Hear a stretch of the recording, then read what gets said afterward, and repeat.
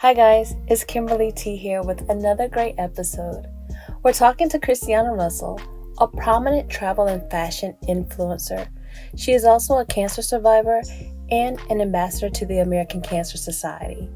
This episode is called Faith and Fashion.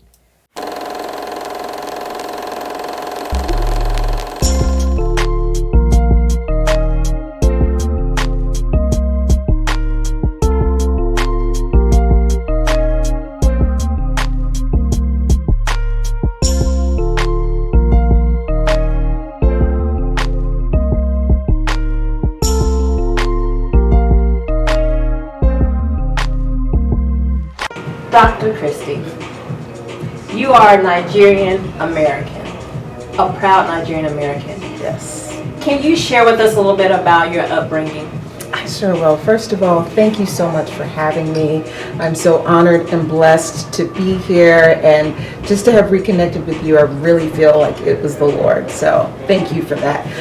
Being Nigerian in my upbringing and growing up, I think that is really the core in terms of who I am. So a lot of people know Nigerian culture because of the flamboyance and the flash and the colors and, you know, the culture and those type of things. And it's not just for show or just, oh, those Nigerians are so flamboyant, but it really is essential to who we are. It's how I grew up. Colors all around. I mean, holidays were a big deal. We dressed up for everything. So it was how I grew up. I mean, even for just to eat Christmas dinner at home, we dressed up.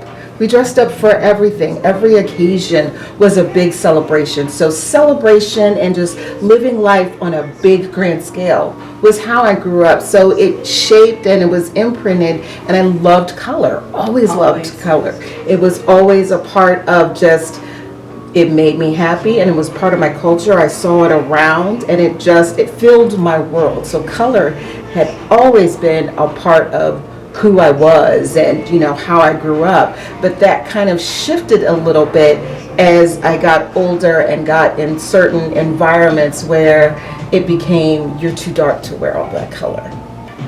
And so, combating the colorism, what was the turning point that allowed you to do that? It took many years. So while growing up, I still was determined that I was just going to be myself and be the person, as my dad was always driving home the message. Remember who you are. Remember who you are. You have a right to be in any room that you walk in. You are somebody. You are great. I mean, he put that in us every single day. So I had that on one hand. But as many of us know, when you go out into the real world, your parents' voices and everything they put in you, it starts to get a little faint, because you're being thrown opposition from so many different directions. So as I got a little older into high school and then college, and, you know, just being more aware of the world. And a lot of people don't understand that when you grow up in a Nigerian household with immigrant parents, they didn't experience blackness as many Black Americans did. So they were really clueless in terms of what that meant and what that looked like. So we had different struggles in terms of what blackness meant for us.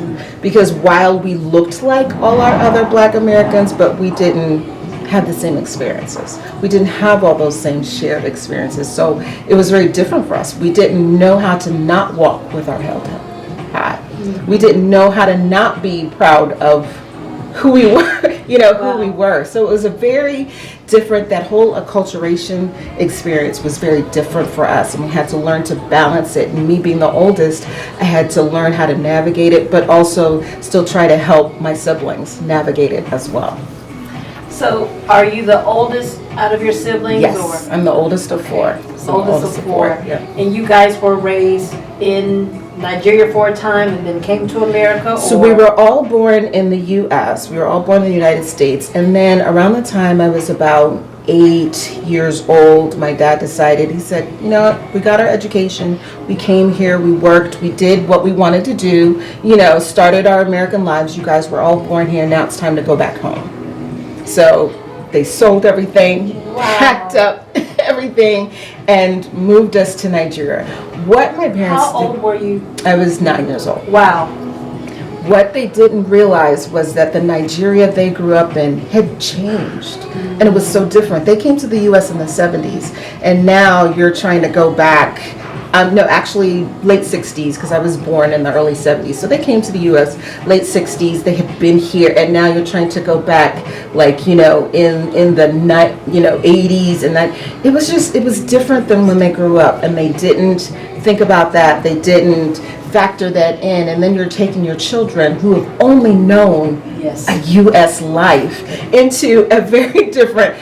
I'm telling you, all my friends tell me, they're like, girl, you should write a book. Yeah, a year and a half in Nigeria shaped my life in so many different ways. So we lived there for about a year and a half. It wasn't long because myself and all my siblings, we contracted malaria. And my mom was just like, okay, my children are not going to be over here. They're not going to die. So I'm going to take my kids and go back to the States. You can stay here. So my mom packed us up, brought us back to the U.S., and my dad stayed there to kind of close a business. But our first almost 2 months back in the U.S. were in quarantine at Children's Hospital in Columbus, Ohio, because they're like, here's this woman coming from Nigeria and all her kids have malaria. So I'm sure there are medical journal articles written about us, because I just remember like these white curtains in our room, and we had to stay there until we were completely done, no more fever, all of that kind of stuff. And my youngest sister had it really, really bad. Like, she was really, really sick. But I just remember kind of playing with my brothers, but just this hospital room, just like white sheet, like something out of a movie. Yeah. Like it was crazy. So we came back, and my mom was just like, yeah, no, we can't do that. So we came back and kind of restarted, our lives in the U.S. again. But really an incredible experience, a whole different side of acculturation, because even though we were Nigerian, we weren't Nigerian enough. Hey guys, thank you for watching. If you would, please go ahead and like this video. And we appreciate if you would subscribe to the channel for more Christian content and interviews. Also, drop a comment below. That encourages me, that encourages the guest speakers. And now back to our discussion with Dr. Christy. Live purpose well. All right, so we're back. We had to take a break, YouTube, because we had to take a break. But before the break, we were talking about your parents moved the family back to Nigeria. The kids got sick. Yes. And your mom was like... This was like, as for me and my children, we're going back to the U.S. She was like, my kids are not going to die over here. Like, she had enough. And it was all four of us at the same time. Which made it incredibly scary, difficult, stressful. So she was just like, nah, we're out of here. And in the 80s, I imagine the type of protocol that we have now traveling to different countries. Right. It was so different. And like I was telling you during the break, I think the main thing that saved us and my mom was that we were American citizens. Okay. Had American passports, because had we not, I don't think they would have let us back in the country. Yeah. So we came back, and we spent the first couple of months in the hospital in quarantine. 2 months. Yeah. 2 months in Children's Hospital in Columbus, Ohio. Wow. So let's talk about Columbus, Ohio, and how that was home base for the family. Did you guys have family already in the area? Was it job opportunity? What made you guys land there? So my parents, their first stop in the U.S. was in Washington, D.C., which is where I was born. And then I think it was because my dad had a cousin or somebody. Generally, when immigrants come over to the U.S., they go to a place where they have somebody to kind of help them get established. So they were there for a little bit, and their purpose for coming here was to go to school. So they applied to Kent State University, which is where they got accepted. We moved to Kent, Ohio, which is where we spent many years, and then migrated to Columbus. Like, once they finished their education and, got jobs and things like that, Columbus became the home base. So that's how the transition to Columbus came. It was through Kent State University. And that's our connection, Columbus, Ohio. Yes. So let's use that as a segue to talk about faith. Yes. Were you guys always Christians or tell us your faith journey in general. Okay. I mean, this is faith and fashion. Yes. We're going to get to the fashion. Hello. We're going to get to the fashion, but yeah, let's talk about faith and what that journey was like for your family. Absolutely. So faith had always been part of me growing up from as early as I could remember. Morning prayer and, just worship and talking about the Lord. And I remember, I think one of the first churches that we would go to was a Methodist church because it was close by our house. It was just the cutest little Methodist church, and we would, go on Sundays. And of course, we were the only, Black family. And then my parents were Nigerian at that. So, they just loved us. They were just like our little family. Now, as I look back on it, I'm like, did they really love us, or was that something else? Tokenism, but yeah, perhaps. a lot of different things come up. But at the time, it was a sweet memory of church on Sunday at this Methodist church, which was not a bad experience. And my mom was getting her hair done at a local salon in Columbus, Ohio, and the hairdresser was a member of another church, and she was always witnessing to my mom and saying, Mary, you gotta come to my church.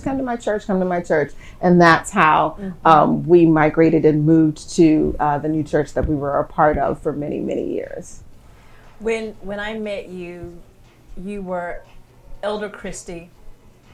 Elder Dr. Christy. I don't know. There were rules. There were rules on the order. It was so annoying to me because I was just like, just pick one. It doesn't have to be both. People are Elder Dr. Christy. I was like, oh my gosh. But I remember you stood out then. So obviously at the point when I met you and Dr. Russell, you were past the insecurities that the world tried to put on you about being vibrant and fashionable, and you were my first impression that you could love God and still look good. Yes.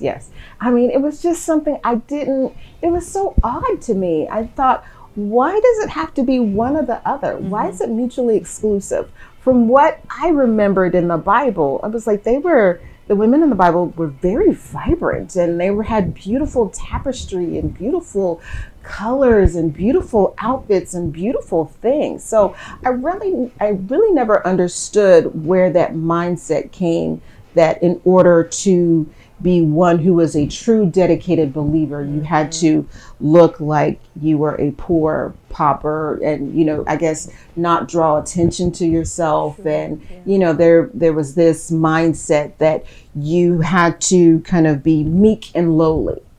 And to me, that didn't add up. Fashion. Right. In the fashion, like meek and lowly and humble is what a godly woman should look like, not bright, vibrant and vivacious. And I was like, that just was counterintuitive. I was like, it doesn't make sense. If we're supposed to be a light is bright. A light is not dull. If we're supposed to draw others, how can we draw them if they're looking at us like, that's not really something my mindset had always been, I want someone to see me and be like, if she's serving God and looking like that and looking good and confident and positive, I need to serve him too. Yeah. My mindset was always that as a believer, as a child of God, as a woman of God, I wanted people to see my life and see how great and how good God is and want to serve my God because of how they saw me. And a lot of people had different perspectives and different opinions about that, which I just felt just like, that doesn't seem like what the Bible Right, yeah. Modest apparel doesn't mean no orange. Right, and I know the scripture is in there, right? I know, so they took that kind of literally to cover everything. And I know there are some denominations who extend it to hair and makeup and hair color and all those types of things. And I just think those are just personal preferences. I don't really think that the Lord is really, really concerned about if we have blue or purple hair. Right, yeah, totally, because he looks at the inward. He looks at the inward. So that had always been, I never minded standing out.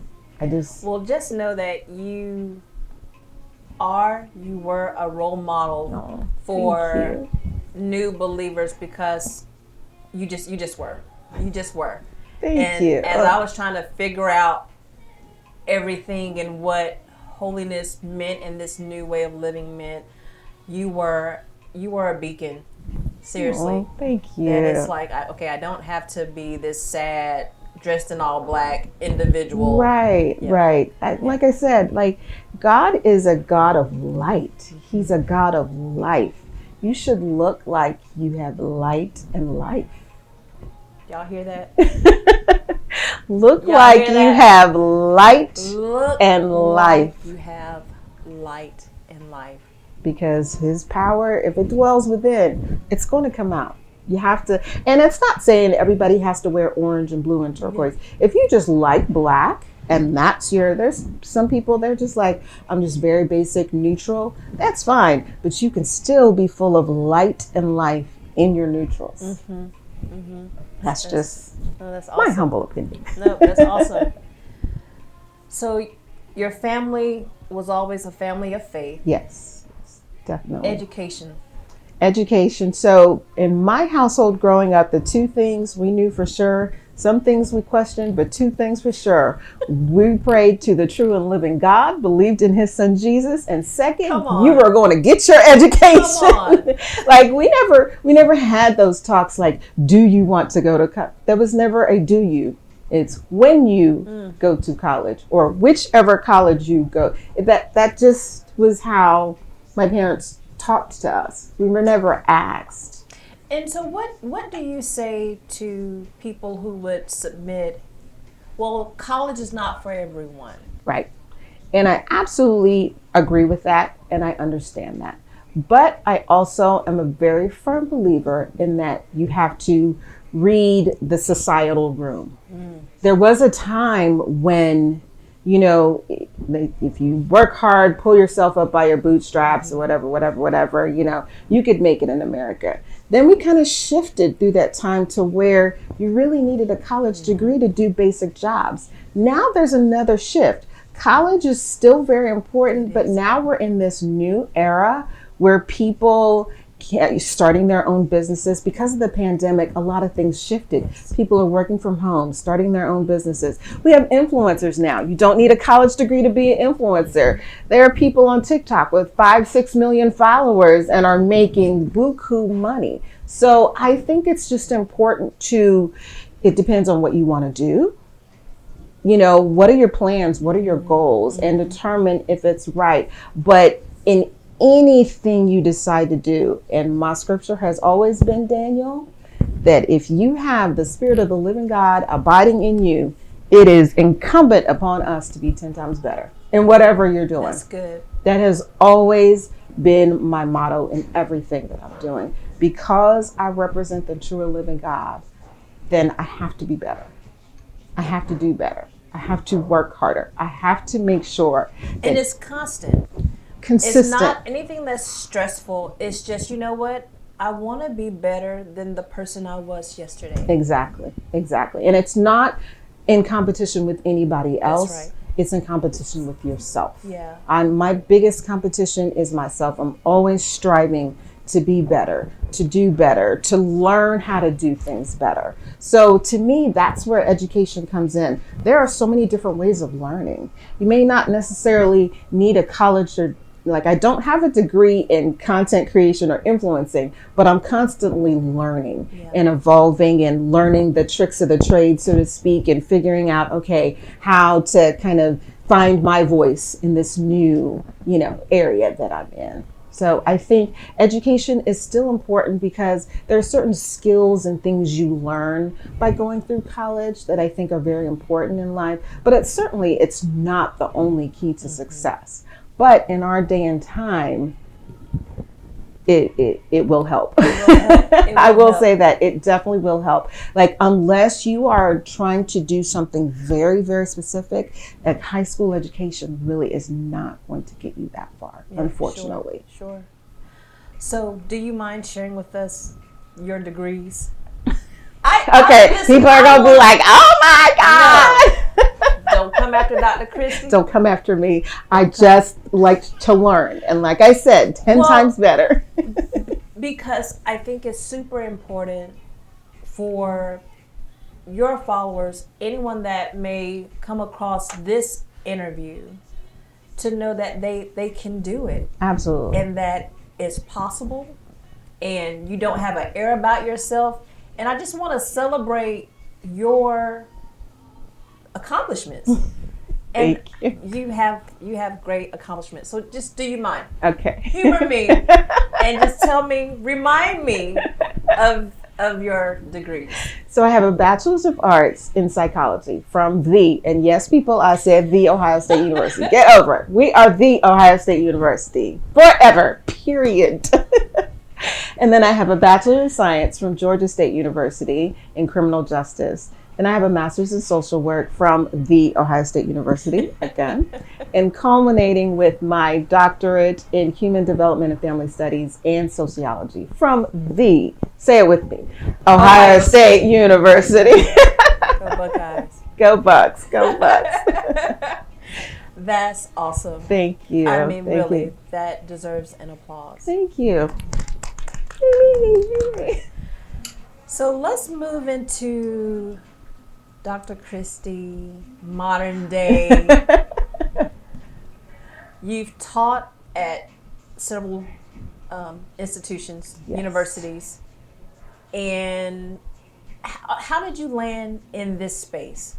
And I want to call this segment, if I had to split it up, and I probably will, Christy's Many Coats of Color. I love it. I love it.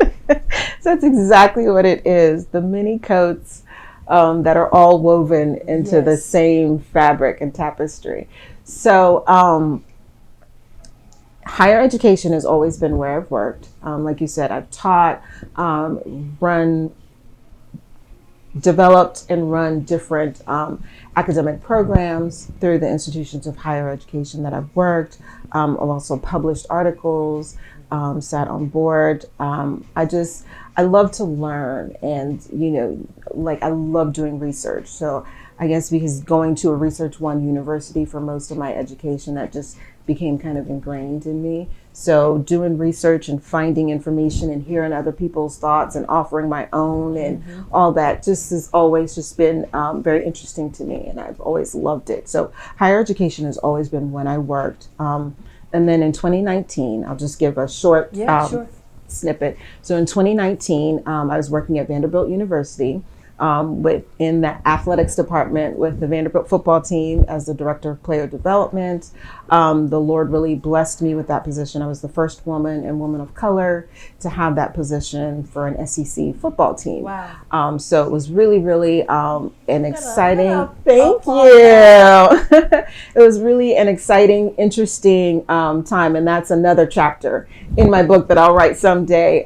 This very girly girl, feminine woman who is, amongst all these student athletes and the football team of all places. But it was a great experience. So I started that position at Vanderbilt in 2018. We get into 2019, I was diagnosed with stage 3 metastatic breast cancer in November of 2019, and then started my it was the type I had was aggressive. So they wanted to I found out, they scheduled me to have my port inserted the week before Thanksgiving, had my first chemo shortly thereafter. So let's spend a little time there before we talk about your journey with the Christy coats of many colors.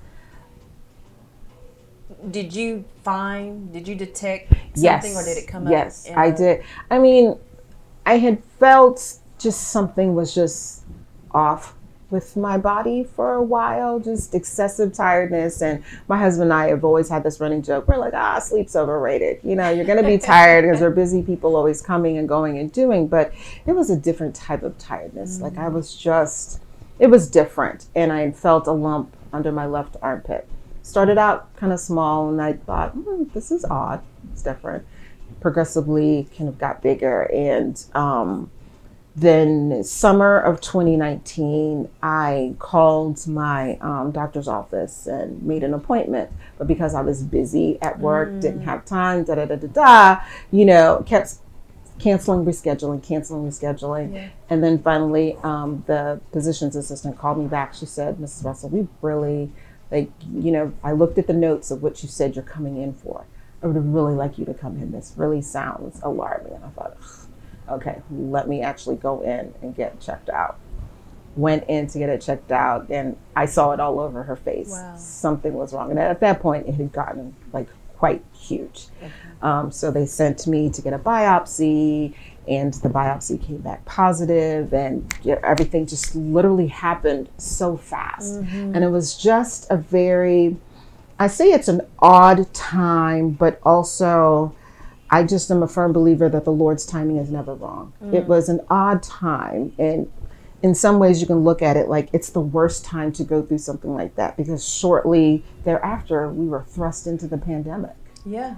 So She said they put the port in right before Thanksgiving 2019. Yes. December, I had my first chemo. By January, we were starting to hear all these reports. March, campus was shut down. The kids were being sent home. The lockdown process was starting.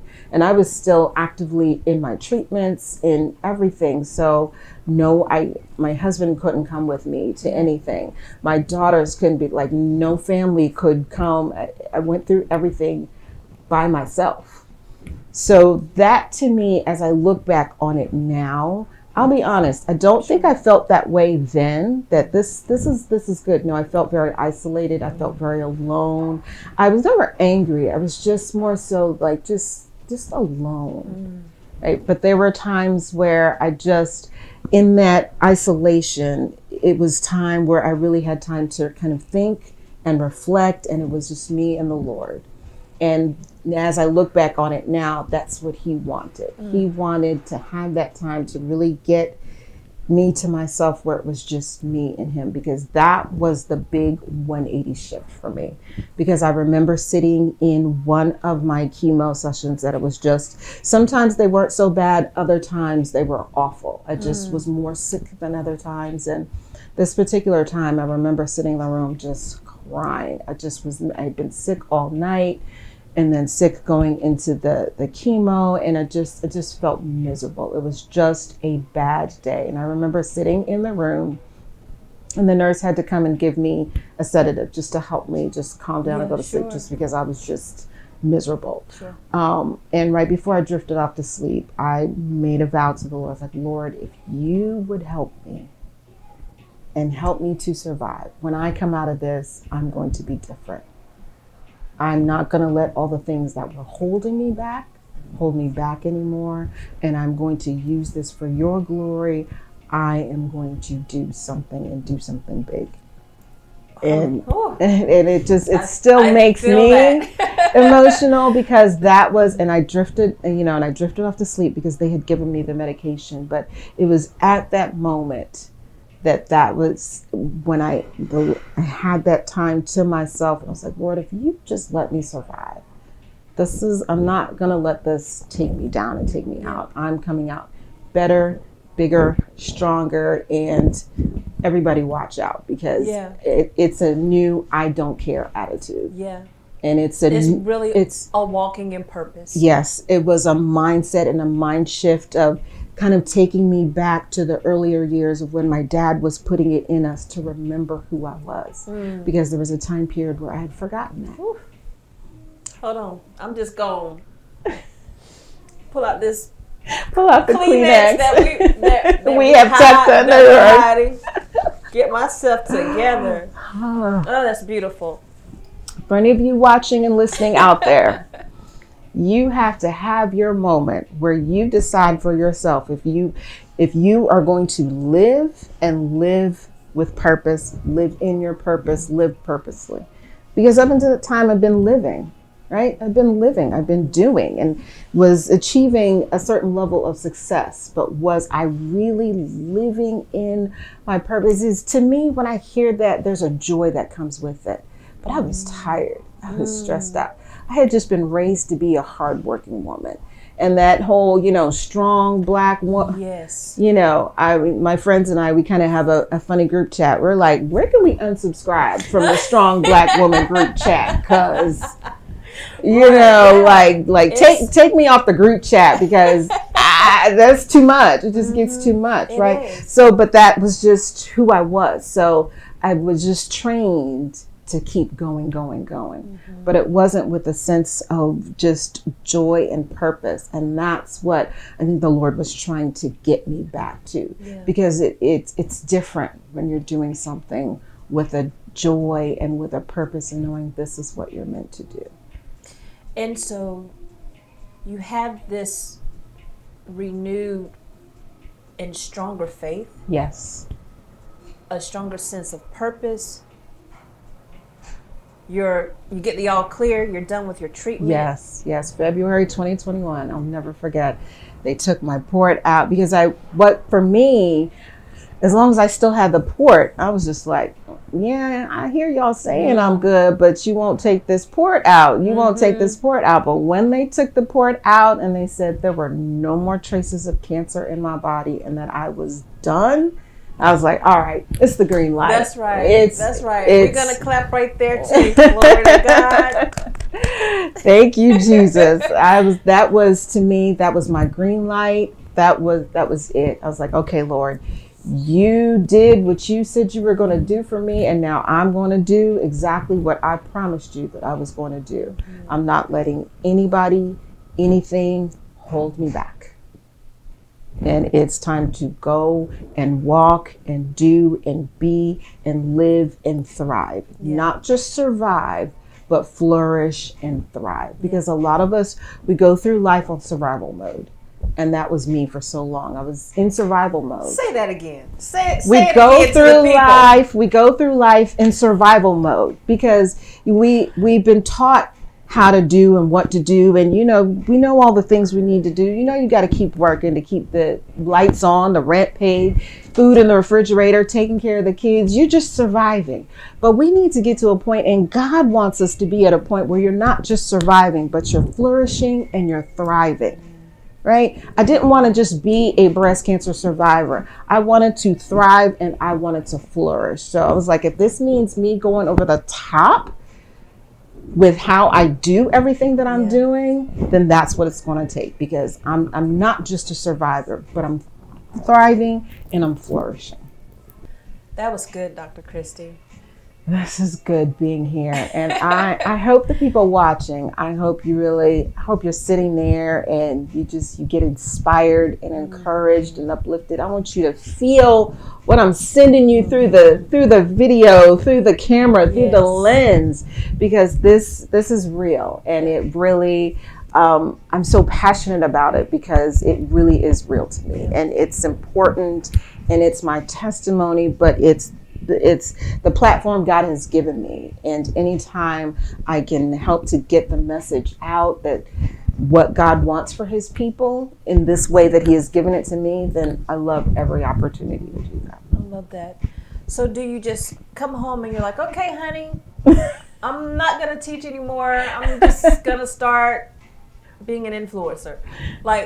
Like, how did it happen? I know everyone always asks me that. They're like, girl, you got more degrees than, how did you make this transition? Yes. So like I said, with the pandemic, the world was shut down. Everybody was facing financial issues. So because I worked in athletics, how that works is my job was directly tied to my boss, who was the head coach of the football team.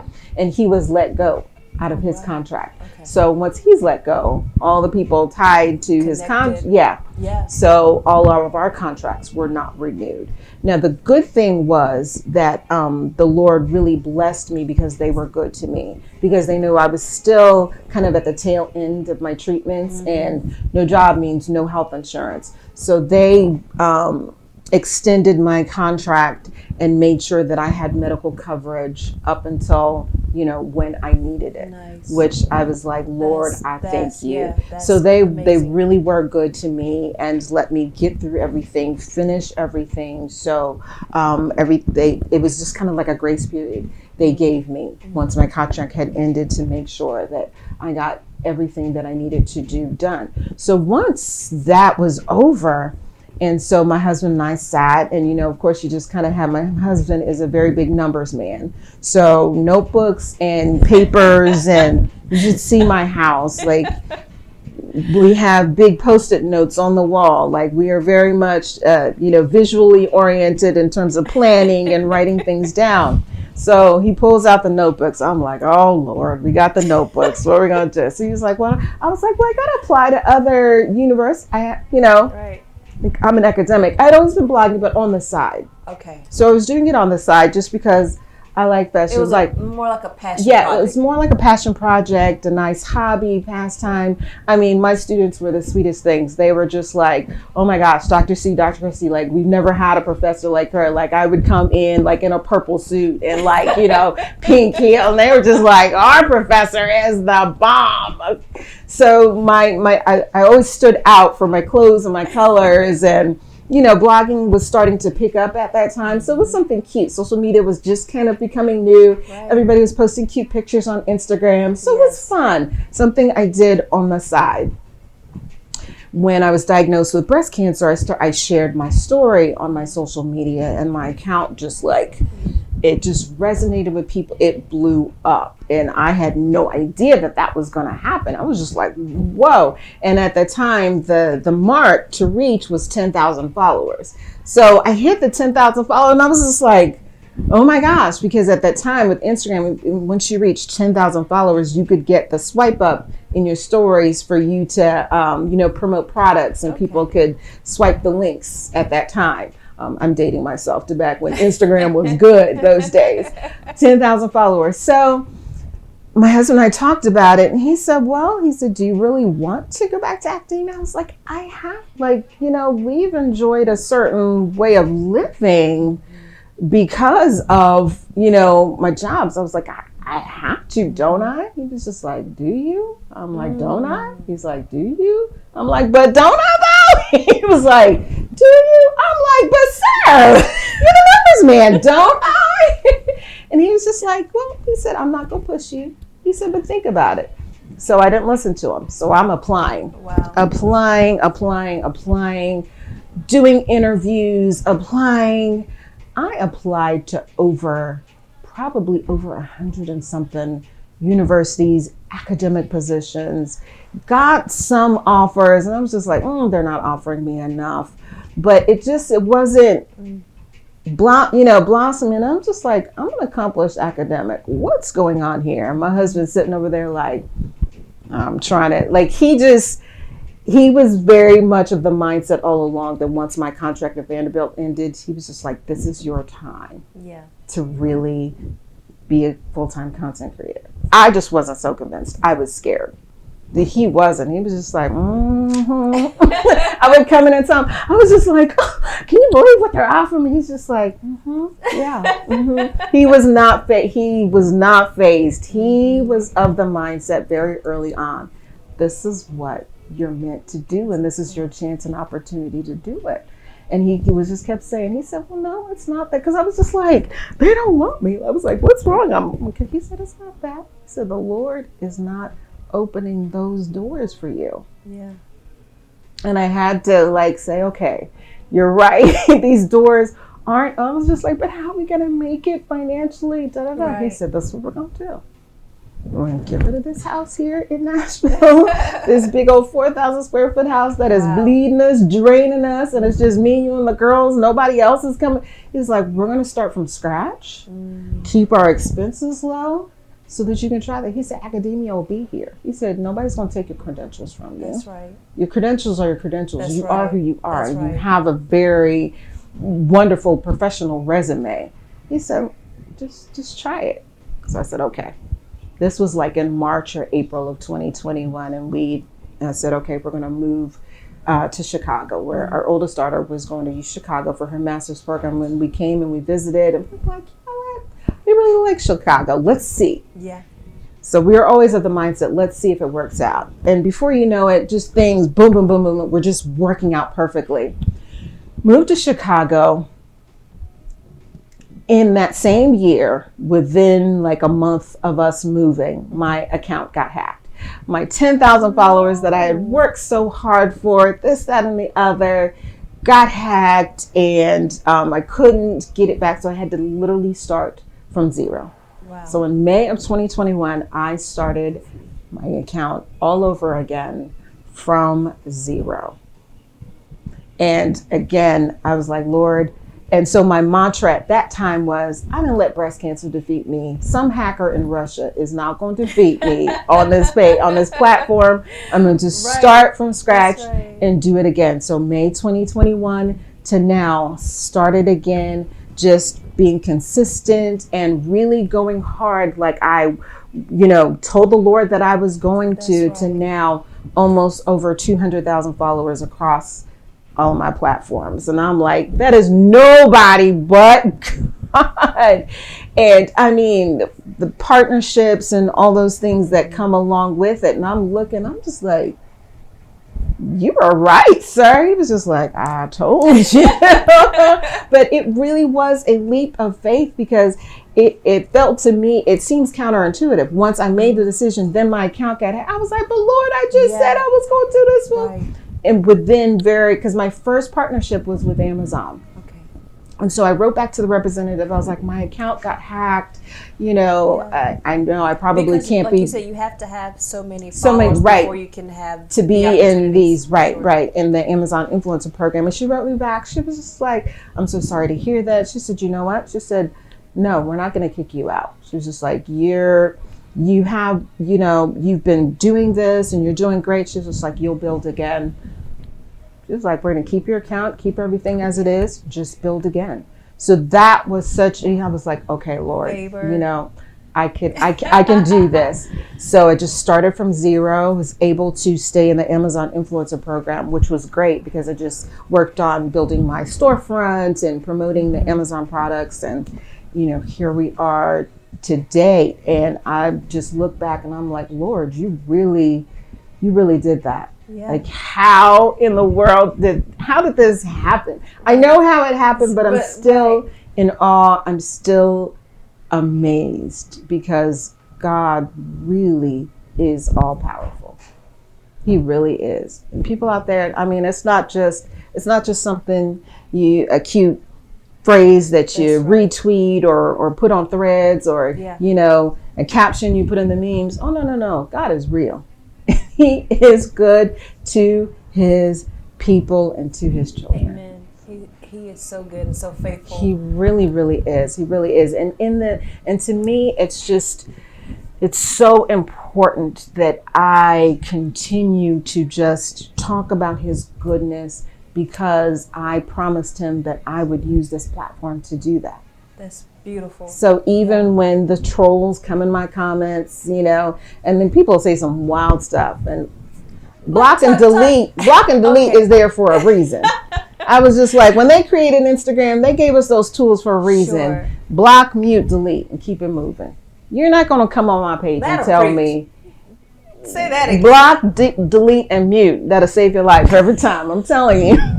You get tired of people, block, delete, and mute, and keep on going. And that's what I would do. It's like, you're not going to come on my page and tell me how I can and cannot thank God for what he's doing in my life. That's not happening. That's right. That's not happening. So I just block, delete, mute those people and keep on going. Block, mute, delete. Delete their comment, block them, and mute them. Ooh, that's good. I need that on a shirt. Yeah. Block, delete, mute, keep going. So, future projects. What does Dr. Christy, what is the view? What is the view looking like? What is it looking like? So one of the things that I really became intentional about when I decided to go full time was, of course, to do the fashion, lifestyle, and beauty aspect of my page, but also using my breast cancer journey as a source to inspire, encourage, and motivate.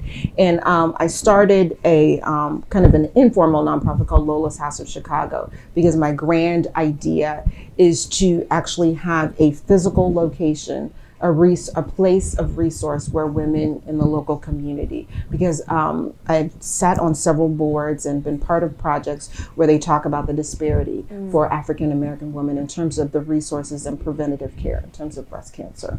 So I want to have a place where they can come and get, it's not a clinic, but just a resource place where they can get connected to resources. There's a lot of resources out there. It's just everybody doesn't always know about them. That's right. And depending upon your insurance and, what they tell you at your particular place of care where you go to get care.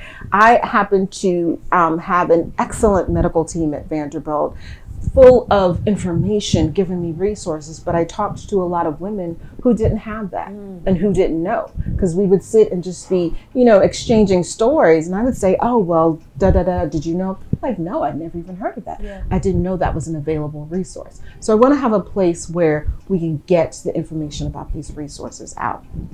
So right now we're just online, but working on becoming a 501c3 established organization, applying for grants. So that's one part of it. The second part is that I was recently named, I'm working with the American Cancer Society as an ambassador and have been selected as one of the Portraits of Hope members for 2024 in Chicago. So I'm really, really excited about that. So I'll be traveling throughout Chicago, working with the American Cancer Society, just bringing awareness in particular to breast cancer. So the project is called Making Strides Against Breast Cancer.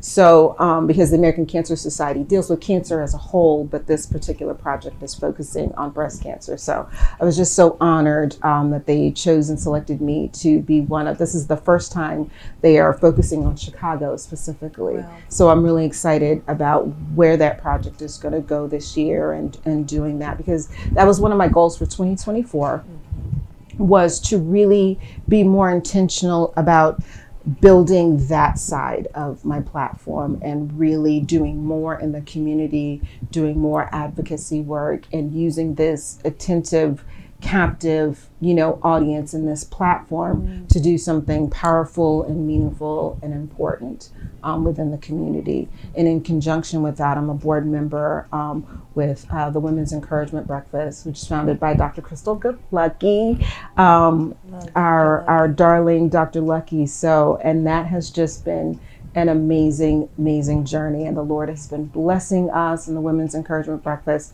So Lola's House Chicago is going to be an offshoot of the Women's Encouragement Breakfast. And we've got big things in the works. So I'm really, really excited about that. And just how the Lord is just really, I didn't see the whole plan. I just had bits and pieces and things that I'm like, okay, if I do this, it'll kind of lead to this.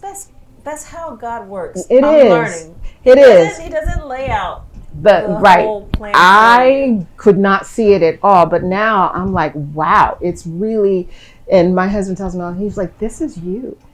This is what you've always been meant to do. It's like without any hindrances, without being held back, without any insecurities, anything. You're just out there really living in your purpose. And I'm happy and I absolutely love it.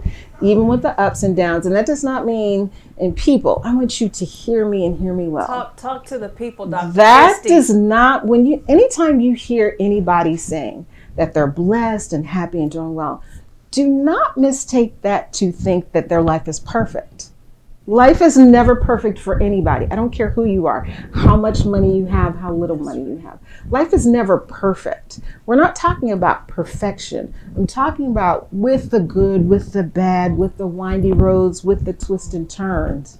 I know at the end of the day, God is still going to make a way. I know that through it all, he's still going to turn things around, and I'm going to sit and be like, Lord, I didn't see this at all. So I'm happy because I know that the Lord has been leading and guiding all along, and I'm starting to see now. So it's helped my faith. So even when things look bad, even when life, as they say on the IG streets, life be life. So it doesn't mean that life is perfect, because I think that also happens to people. I hear the stories about them talking about, I get, just really this I get sad and depressed looking at all these people on social media. And then you have the people who are like, don't be fooled by social media. Social media is fake. I mean, that's true to a certain extent, but not really. There's social media is filtered. Yes. I can share what I want to share. Exactly. But that doesn't mean just because I'm styling a cute outfit, that doesn't mean that I don't have bills sitting on the table. That's right. That doesn't mean that I don't have frustrations. That doesn't mean that, things. I'll give you an example. My husband was in a bad car accident in December. We were planning for our family vacation. He was just minding his business downtown Chicago. Somebody T-boned him. Totaled our car, gave him whiplash, a concussion, bruised ribs, all this, literally like about a week before Christmas.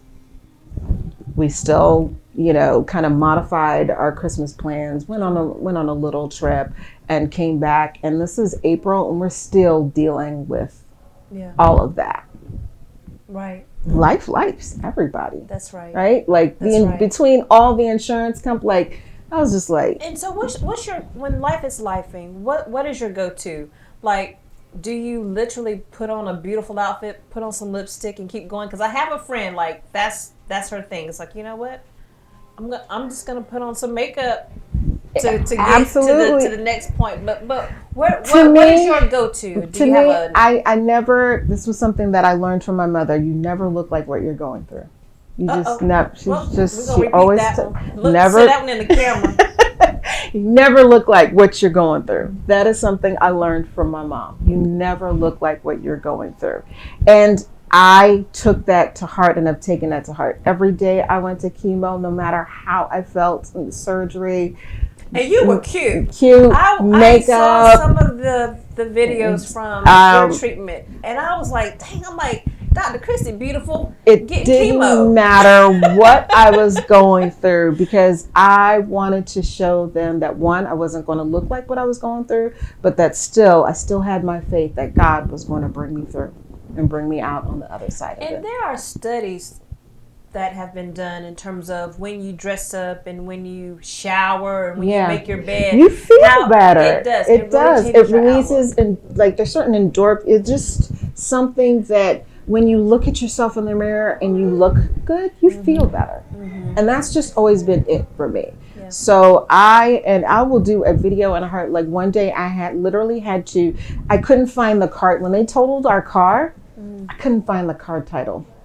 And I was just like, I promise, it's my car. Like, it's been paid off. I could not find that. I had copies, because I always make scanned copies of everything. Yeah. I had a scanned copy of it on my laptop, on my phone, but they were like, no, we have to have the original one. So I had to go to the DMV. I did a video that morning. I was just like, get ready with me while I go to the annoying DMV. And was I cute? And it was a freezing day in Chicago, like in the teens.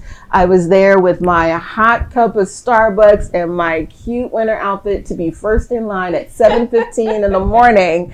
But life.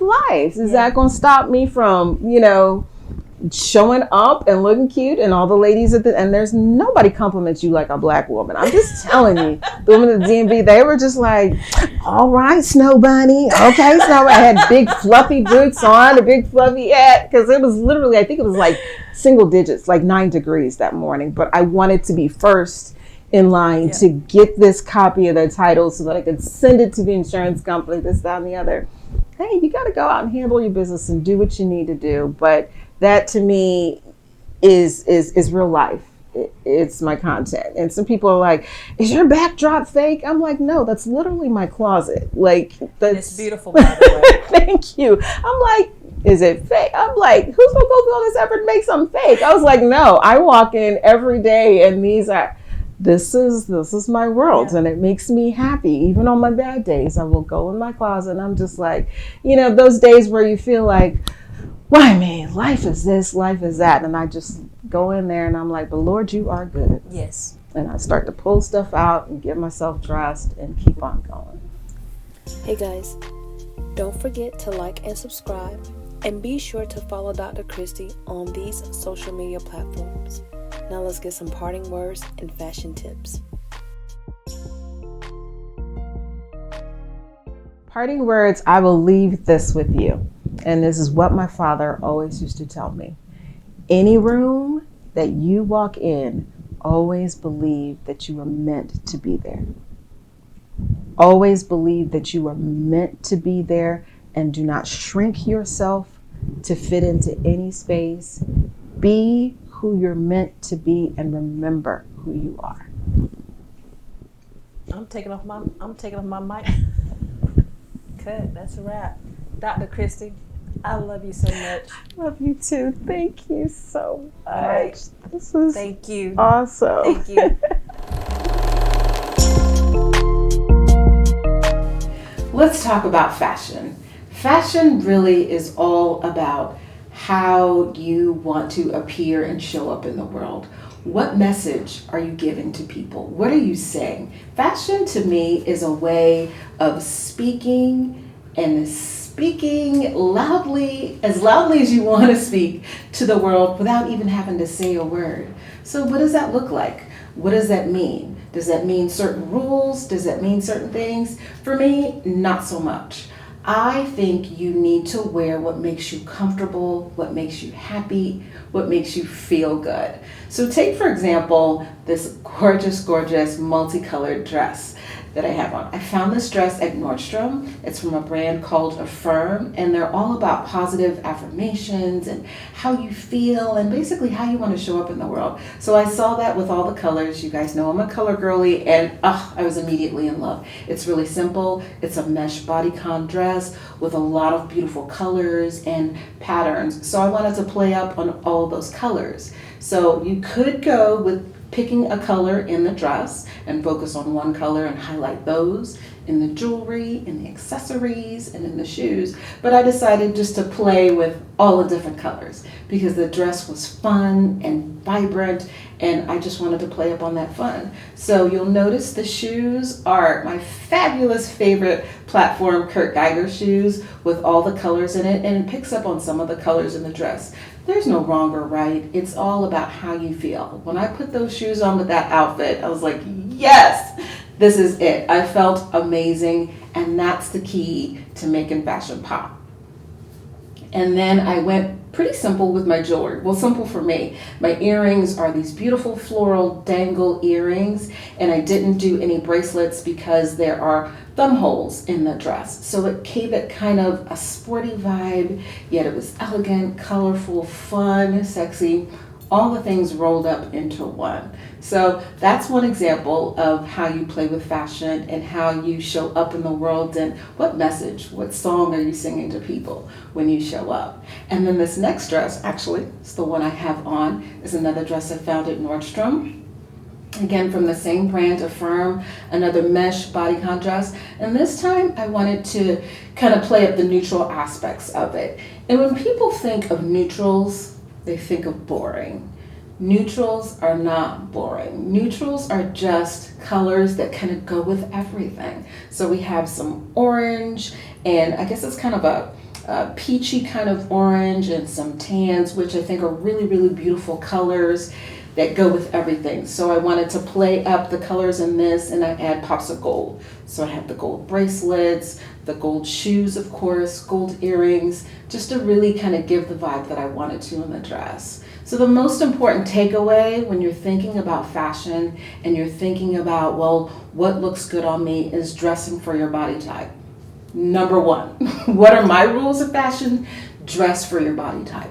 Whatever size you are, whatever, wherever you are in your body journey at that particular time, dress for your body then. Should you exercise? Should you do all these things to feel better, be healthier? Of course. But where you are right now, that's the body you need to dress for. And wear what makes you happy. It does not matter if it's currently on trend or if everybody else is wearing it. If it makes you happy, when you look in the mirror and when you step out of the door, I guarantee you people are going to take notice, people are going to notice you, and you're sending a message because you're going to feel good. So the moment you feel good, you're going to walk with a certain confidence. You're going to feel better, and that's just going to spill out into everyone that encounters you. Those are some of my trade secrets, and that's how I approach fashion. I don't always follow every trend. I don't always buy the things that are currently trending that everybody is trending, and I'm also a sale shopper. I am very much a cost per wear person. When I'm looking at something, I do a cost per wear analysis. How many different ways can I wear it? I love versatility. You guys have all known me for my scarf hacks. I am all about repurposing, rewearing, and making sure I get my money out of my outfits. So like these dresses and the dress that I talked about earlier, I would pair those with sneakers and a little jacket and make it casual.